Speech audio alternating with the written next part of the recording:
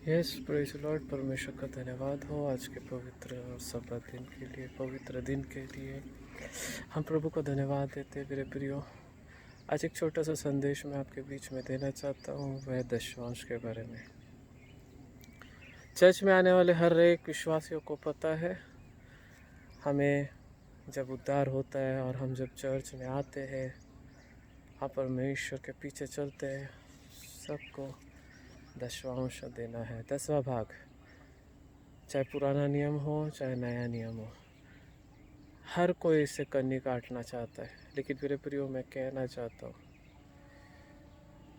जिस व्यक्ति का नया जन्म हुआ है और जो व्यक्ति सच में परमेश्वर पर विश्वास करता है कि मैं उसे दूंगा और वह मुझे कई गुना लौटाएगा,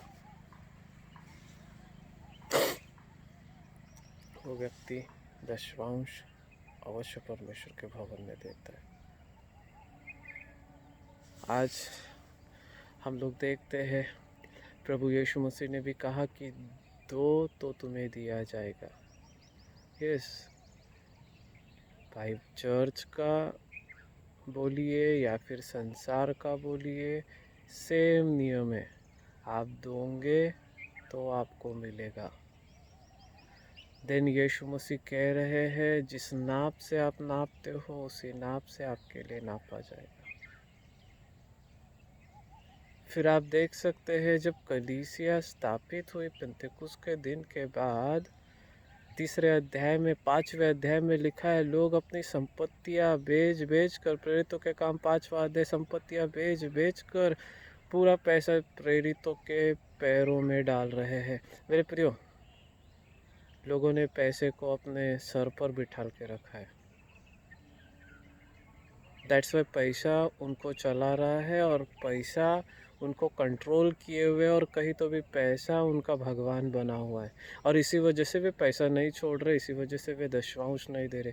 प्लीज़ आज मुझे बोलने दीजिए, पैसे की सही जगह हमारे पैरों के नीचे है, प्रेरितों के पैरों के नीचे है। आज हम देखते हैं, संसार के लिए धन पैसा ये भगवान है, पूजा होती है। लेकिन हमने पैसे को अपने सर पे नहीं चढ़ाना है, अपने पैरों के नीचे रखना है। और मेरे प्रियो, जो व्यक्ति परमेश्वर के राज्य में बोता है, जो व्यक्ति दशवांश देता है, वो व्यक्ति स्वर्ग के राज्य में इन्वेस्टमेंट कर रहा है, स्वर्गीय बैंक में इन्वेस्टमेंट कर रहा है, स्वर्गीय खेती में वो बो रहा है। अवश्य कई गुना उसे मल्टीप्लाई करके मिलेगा। अवश्य जो वो बो रहा है स्वर्गीय भूमि में, उसका उसे कई गुना, 30 नहीं, 60 नहीं, किसी को 70, किसी को 100 गुना अवश्य फसल मिलेगा। एफडी करते हैं बैंक में तो हमें मिलता है 5 साल बाद, 10 साल बाद डबल। स्वर्गीय राज्य में आप बोएंगे, आपको 100 गुना मिलेगा।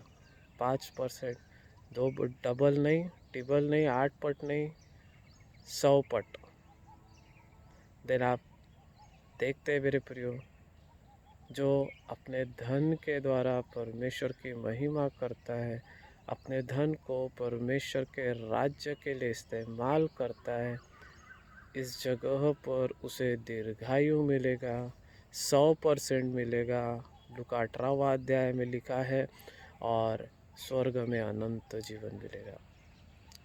वो धनवान के विषय में सबको पता है कि वो धनवान प्रभु के पास बड़े आनंद से आया, उत्साह से आया, और प्रभु से पूछता है, अनंत जीवन पाने के लिए क्या करूं? और प्रभु जब उसे निर्देश देता है, प्रेम कर परमेश्वर से, पड़ोसी से प्रेम कर, आज्ञा का पालन कर, मूसा की व्यवस्था में दिए हुए बलिदानों को मान, वो कहता है ये बचपन से मैं कर रहा हूँ। तब प्रभु कहता है, यस, तुझे एक बात करनी अवश्य है, तू अपना सारी धन संपत्ति बेच दे, कंगालों को खिला दे और मेरे पीछे हो ले।